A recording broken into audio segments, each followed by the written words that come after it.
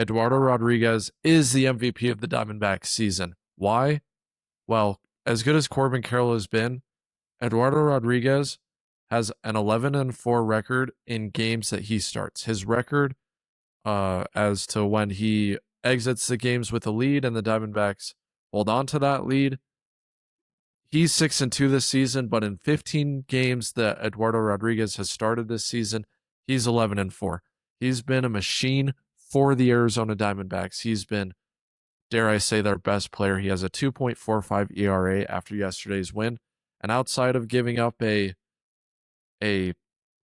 solo shot in the very first at-bat of the game, he was spectacular yesterday. He is really, really good and has been good this season at when he does give up hits, immediately pitching to guys and getting them to ground out, oftentimes into double plays. We saw that multiple times yesterday. We've seen that multiple times this season. So not only was he awesome yesterday, but he earned his 100 career win. He's I believe, the 7th Venezuelan pitcher to ever reach 100 career wins. So an awesome milestone for him to reach. And he's not done as far as Venezuelan pitchers goes. If he can get 20 to 25 more career wins, he'll definitely be way up into the top 5. Number 1 has 169. That seems a little out of reach considering his age right now, but I do believe that if he can pitch like this or to a similar level the next couple years, Eduardo Rodriguez could be looked at as one of the greatest Venezuelan pitchers of all time. And this year, he should be an all-star. Now, he might not actually end up in the all-star game because there are guys named Shohei Ohtani, Christopher Sanchez, and Jacob Mizorowski, who all pitch in the National League and are having even better seasons than Rodriguez. But that's not to take away what he has been doing this season. He's been incredible. Right-handed hitters only have a 716 OPS against him, and left-handed hitters, as you would expect, have around a 550 OPS. Rodriguez has picked up the slack this season. So we came into this season thinking, oh man, Ryan Nelson, Merrill Kelly, Corbin Burns, those are going to be the guys, once all healthy, those are going to be the big 3 in the rotation. Well, it turns out none of those guys have pitched particularly well or pitched at all this season. And Corbin Burns won't pitch until end of August or September. So we've needed Rodriguez to step up. This team wouldn't be close to the wild card spot right now. This team would be selling at the deadline already, if not for Eduardo Rodriguez and Michael Soroka.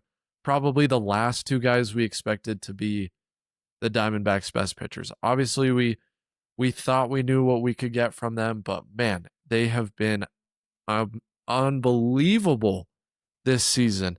They're keeping the Diamondbacks afloat, who are right now, let's see. Yeah, right now the Diamondbacks are 38-36 with and they are a half game out of a 3-way tie for the last spot in the NL wild card. Now, we know that the NL wild card still has a ton of time left to play out. But if we go ahead and look at those standings right now, if we look at the Major League standings, it's the Dodgers, it's the Braves, and the Brewers in some order. And they will be the top 3 teams in baseball and the National League until the end of the season, in my opinion. Maybe the Phillies continue to just play incredible baseball and they can catch the Braves. We'll see. Don't think that's going to happen, but they're the one team that has a chance to.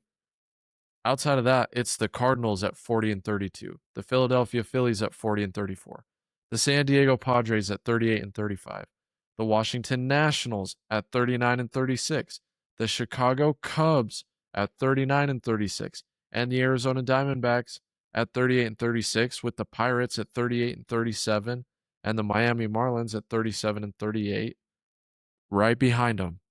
And if you want to go even further, the Reds are 35-38, and they're only 3 games back of the last wild card spot. So there are 9 teams right now vying for 3 spots. So it is an incredibly competitive race in the NL right now. And if it wasn't for Eduardo Rodriguez, we'd probably be, let's look. We'd probably be behind the Marlins right now, maybe even behind the Reds, if not for Eduardo Rodriguez. And there would only be the Mets, the Giants, and the Rockies worse than us. And that would be really bad, especially for a team that, as Mike Hazen said on an interview with Wolf and Luke yesterday, although it was Kellen on the interview, he said at the very end he's planning on buying. Right now he is. We'll see what happens in a month, because a month could change a lot of things, as we'll get to in a second. But let's not get there yet. Let's stay focused on Eduardo Rodriguez. He's just been consistent. He's been so consistent. And I believe in a few of the losses that the Diamondbacks have with him as the pitcher, he gave up 0 runs, 1 run, and 2 runs. So it hasn't been him. It's been the Diamondbacks offense. He's been nearly flawless this season. Nearly flawless. We saw the first chink in the armor game, really, against the Cincinnati Reds, where he only pitched 2 2/3 innings. But he came back against the Angels at home, where he has I think batters are hitting like 184 against him at home this season. So he is really playing well at home. His ERA is a little higher on the road. It's like a 3.3 ERA on the road. But at home this season, Rodriguez is just playing exceptional baseball. Whether he is an all-star or not, he has been the Diamondbacks all-star. He's been there. You can argue between Soroka and Rodriguez. I think he's been their best pitcher. I think he's been just as good as Corbin Carroll has this season. So we are seeing something truly unexpected as well, because no one had this on their bingo card for Eduardo Rodriguez this season. And it's a delight to watch him go out and pitch every 5th day. Now, if only Zach Gallen and Merrill Kelly and Ryan Nelson could pick up the slack, that would be great too. So that's Eduardo Rodriguez. Now, we do have to talk about Corbin Carroll, who hit another grand slam against the Angels yesterday. Corbin continues to be one of the best players in baseball. He's been struggling a little bit. His OPS has gone down from 950 and he's right around 900, although I'm sure that home run and grand slam helped boosted that. In this Angels series, we saw the Diamondbacks come up with a lot more clutch hits as well. In game 1 of the series, we saw Perdomo and Marte get some key hits, and Ryan Nelson pitched well. In game 2, they were bad. Pitching was bad, hitting was bad, defense was fine.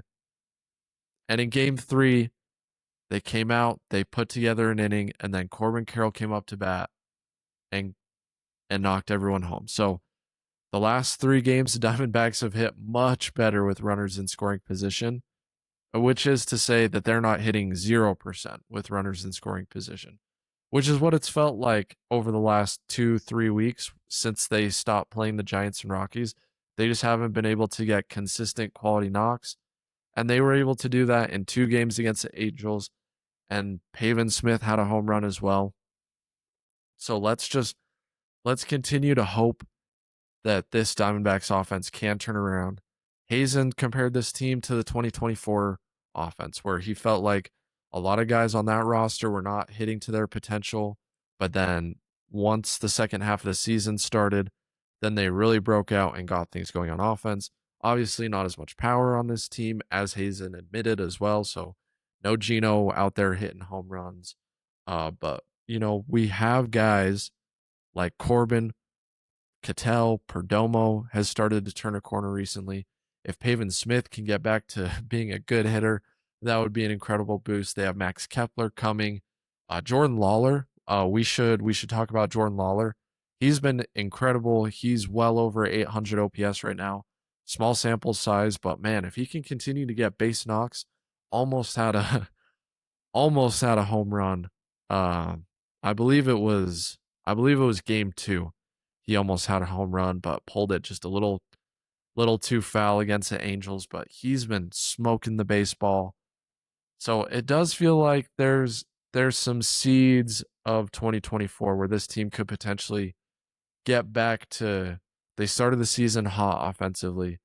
Then it's been a drought for the last 2 months, May and June, even a little bit of April, where they've just been in an offensive drought where the runs just haven't come easily. Maybe the next month or two we see this offense swing up again.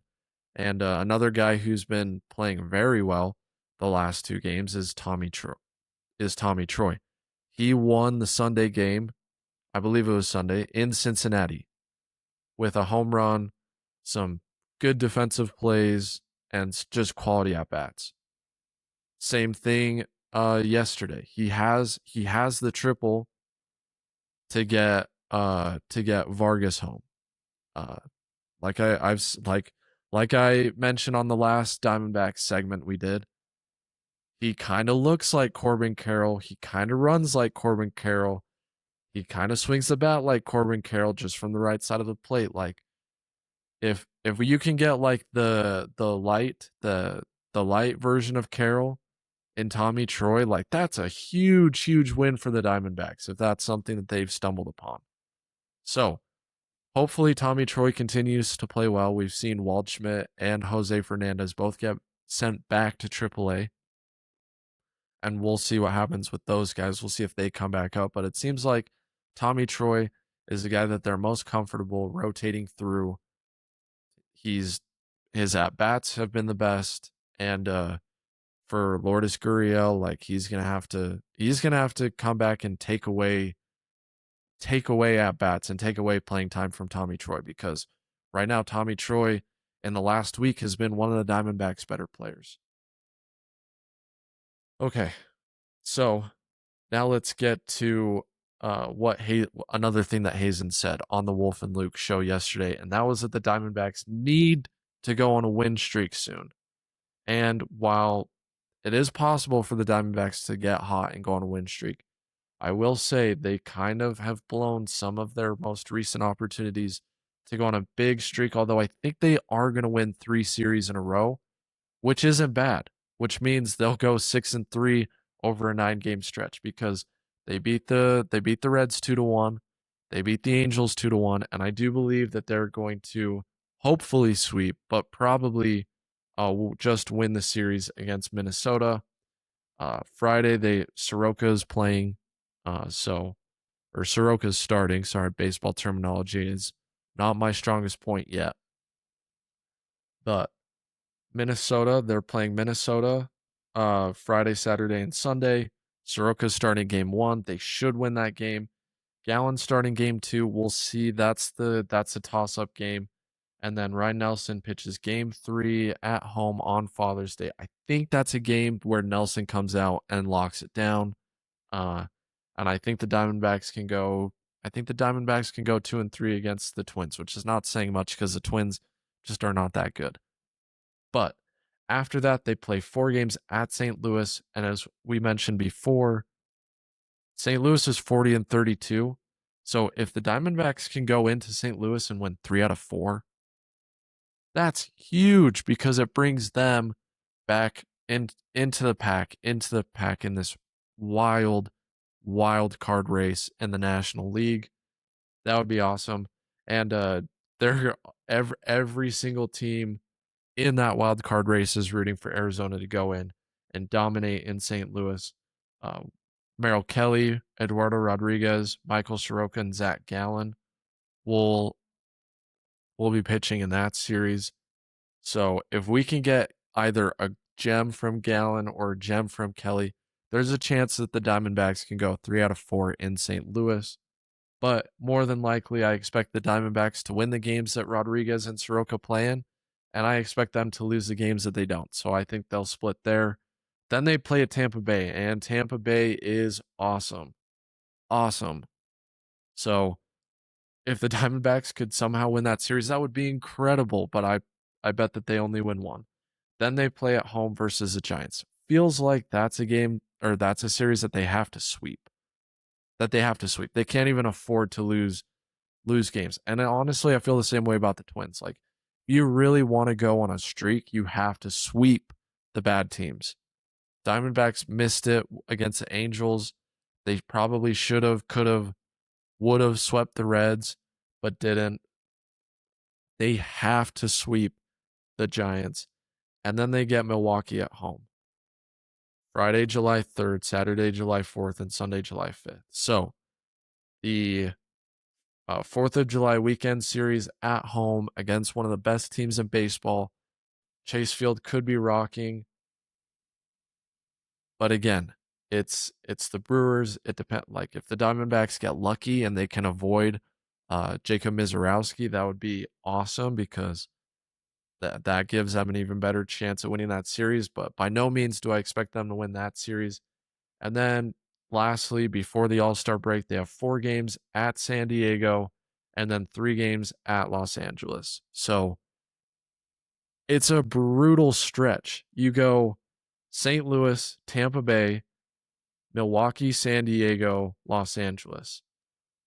And then you just have 2 series against the Giants and the Twins. So the Diamondbacks haven't played well against teams over 500 this season. Well, they're about to go on a murderer's row outside of the Giants after this homestand against the Twins. So the Diamondbacks need to rack up as many wins as they can against the bad teams, and hopefully to keep themselves in the wild card race, they need to go and they need to beat St. Louis and they need to beat San Diego, and then just not get absolutely pummeled by Tampa Bay, Milwaukee, and Los Angeles. If they can do that going into All-Star break, then they should absolutely be buyers at the deadline. Buyers at the deadline. If they, I mean, we could really see them go like, or like only win like 35 to 40% of their games over the next month. That's not good. Like that's bad territory to be in. If you're thinking that you can actually compete for a wild card spot, this next month in games is going to tell us everything we need to know about not just this Arizona Diamondbacks team, but the future. Because honestly, the way things have gone this year, I think some of the core you have to blow up. Maybe Merrill comes back and pitches better next year. Maybe he doesn't. What are you going to do with Thought? Gallen's probably gone unless he can turn it around or the Diamondbacks can re-sign him for even cheaper than what he was at last year. And then you have guys like Ketel Marte who now has a no trade clause, but do you look at trading him? What do you do with all this roster turnover with you have a lot of veterans like Arenado, but you also have young players who have flashed like Tommy Troy, Jose Fernandez, Ryan Waldschmidt. All those guys have flashed. What do you do with Lourdes Gurriel? He's probably not coming back next season. So are you selling at the deadline and are you getting back even more? I mean, they also have some pitchers in AAA like Mitch Bratt, and they have some relievers. Justin Martinez is coming back. AJ Puck, are they going to re-sign him? He's just been injured for most of his Diamondbacks tenure. The Diamondbacks have a lot of questions, and it seems like they have 2 decisions to make at the trade deadline. And it's like, are we going to try and make one more big run at this thing, or are we going to maybe have to go into a deeper rebuild than we would like to admit to ourselves? Because there are a lot of things up in there right now.